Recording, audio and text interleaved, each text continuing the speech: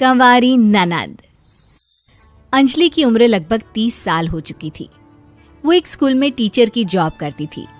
अंजलि के घर में उसकी माँ के अलावा उसका छोटा भाई और भाभी भी रहा करते थे। 30 साल की उम्र होने के बाद भी अंजलि की अब तक शादी नहीं हुई थी। इस बात को लेकर अंजलि की माँ रुक्मिणी देवी काफी परेशान रहा करती थी। माँ, मैं स्कूल जा रही हूँ, जरा मेरा टिफिन तो दे दीजिए। अब क्या पूरी जिंदगी मैं तुझे टिफिन बनाकर देती रहूंगी? अरे कुछ सोचा भी अपने बारे में या बस ऐसे ही? क्या माँ, सुबह सुबह फिर वही बातें लेकर बैठ गई। माँ गलत क्या कह रही है अंजलि दीदी? इतनी उम्र हो चुकी है आपकी, माँ कब तक आपकी सेवा करती रहेंगी? भाभी, मैंने माँ को कब कहा कि मेरी सेवा करो? वैसे भी अपना टिफिन मैं खुद तैयार कर लेती हूँ, बस टेबल से उठाकर देने को ही तो कहा था। वैसे अंजलि दीदी, देखा जाए तो टिफिन उठाकर देने की उम्र तो आपकी है। आपका अपना घर परिवार बच्चे होते तो ये जिम्मेदारी आज आप पूरी कर रही होती। एक बात मेरी समझ में नहीं आती, अगर मेरी शादी नहीं हुई तो इसमें मेरी क्या गलती है और तुम सब लोग मेरे पीछे क्यों पड़े रहते हो? अरे कुछ कहना क्या पीछे पड़े रहना होता है? अपने छोटे भाई को देख, तुझसे 3 साल छोटा है लेकिन 2 बच्चे खेल रहे हैं आंगन में। मुझे आप लोगों की कोई बात नहीं सुननी, जा रही हूँ मैं। और आप में से किसी को मेरा कोई काम करने की जरूरत नहीं है, मैं खुद संभाल लूंगी। इतना कहकर अंजलि वहां से चली जाती है। शाम को जब अंजलि अपने स्कूल से लौटकर घर वापस आती है तो उसने देखा कि पड़ोस वाली निर्मला चाची वहां पर बैठी हुई थी। क्या बात है अंजलि बिटिया, नौकरी करके वापस आ गई? जी चाची जी, कैसी हैं आप? मैं तो ठीक हूँ बेटा, तुम बताओ शादी के बारे में कुछ सोचा या नहीं? अरे रहने दीजिए ना, इससे तो शादी की बात करना ही बेकार है। कुछ भी कहो तो गुस्सा करती है, बात बात पर आंखें दिखाती है। माँ, आप ऐसा क्यों कह रही है? मैंने कब आप पर गुस्सा किया? अरे अंजलि बेटा, तुम्हारी माँ ठीक ही तो कहती है। 30 की होने आई हो, अब तुम्हें भी शादी वादी कर लेनी चाहिए। चाची जी, आप तो ऐसे कह रही हैं जैसे शादी करने से मैंने मना किया हो। रहने दीजिए निर्मला चाची, हमारी अंजलि दीदी को अभी तक उनकी पसंद का दूल्हा नहीं मिला ना, इसीलिए वो शादी नहीं कर रही। भाभी, ऐसी कोई बात नहीं है। अरे तो फिर क्या बात है? तुम्हारी माँ ने तुम्हारे लिए इतने रिश्ते ढूंढे लेकिन तुम्हें कोई पसंद ही नहीं आता। क्या है ना चाची जी, हमारी ननद रानी नौकरी जो करती है, ऐसे ही थोड़ी ना किसी को पसंद कर लेंगी। अरे भाई, नौकरी का घमंड है तो बात अलग है, कोई और बात हो तो बताओ, कोई रास्ता निकाला जाए। नहीं नहीं चाची जी, कोई बात नहीं है, बस मुझे अभी तक अपनी पसंद का कोई मिला नहीं है। सुन लिया आपने? इस लड़की के तो पर निकल आए हैं और इतनी उम्र में अपनी पसंद का कोई मिलेगा भी नहीं इसे। माँ, आप मेरी शादी को लेकर हमेशा मुझे ताने क्यों मारती रहती हैं? अपनी माँ की बातें तो ताने लगती है। ताने हैं? बताओ, मैंने कुछ गलत कहा क्या?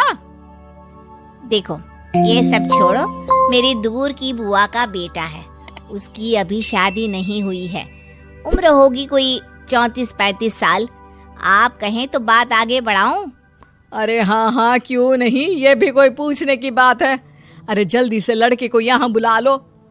माँ, आप मुझसे पूछे बिना मेरी शादी की बात करने जा रही हैं और मेरी उम्र 30 भी पूरी नहीं हुई है। निर्मला चाची कह रही है कि वो लड़का 35 साल का है।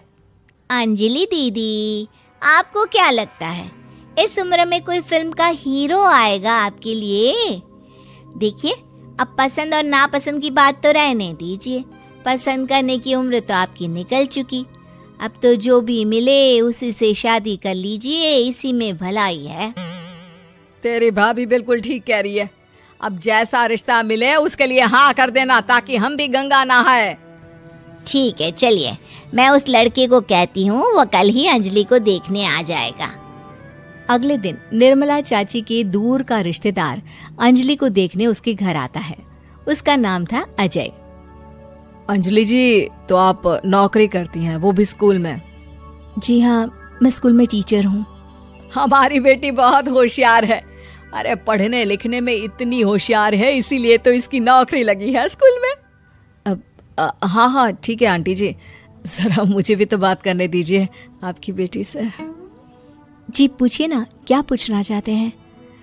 अंजलि मैडम, ये तो बताइए कि आपने अभी तक शादी क्यों नहीं की? बस ऐसे ही, कहीं कोई रिश्ता पसंद नहीं आया इसलिए।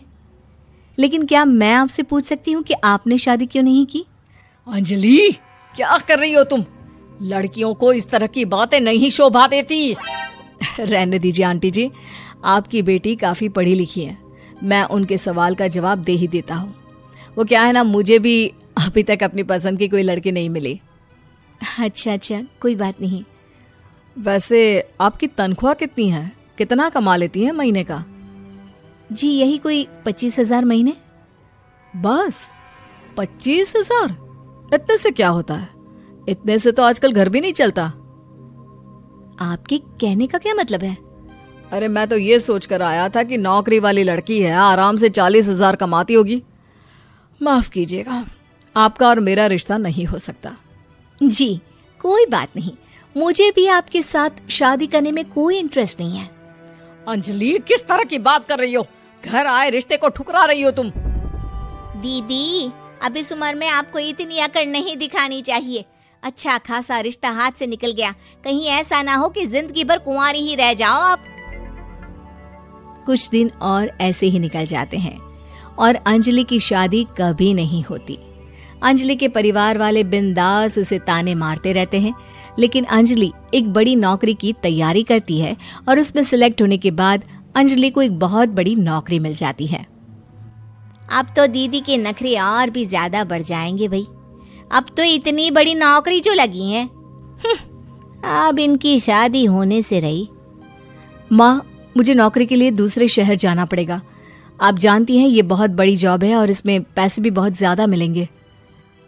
अच्छा, कितने पैसे मिलेंगे बेटा? माँ, मुझे हर महीने 90,000 सैलरी मिलेगी। क्या? अरे वाह वाह, ये तो बहुत अच्छी बात है। लेकिन फायदा क्या? कितने भी पैसे मिले, शादी तो हुई नहीं ना तुम्हारी। अंजलि नौकरी करने के लिए दूसरे शहर में चली जाती है और जब कुछ महीनों के बाद वो वापस घर आती है तो उसे अपने पति के साथ देखकर उसके घर वाले हैरान रह जाते हैं। अरे अंजलि, तूने शादी कर ली और हमें बताया तक नहीं। और दामाद जी करते क्या है? इतनी बड़ी कार है उनकी। माँ, मैं आपको सब कुछ बताना चाहती थी, लेकिन आप सबके ताने सुनकर बहुत दुखी हो गई थी और इसलिए मैंने अपनी पसंद से शादी कर ली। मेरे पति मेरे साथ ही ऑफिस में नौकरी करते हैं और बहुत बड़े अफसर हैं। और एक बात बताऊं माँ, आज मैं बहुत खुश हूँ।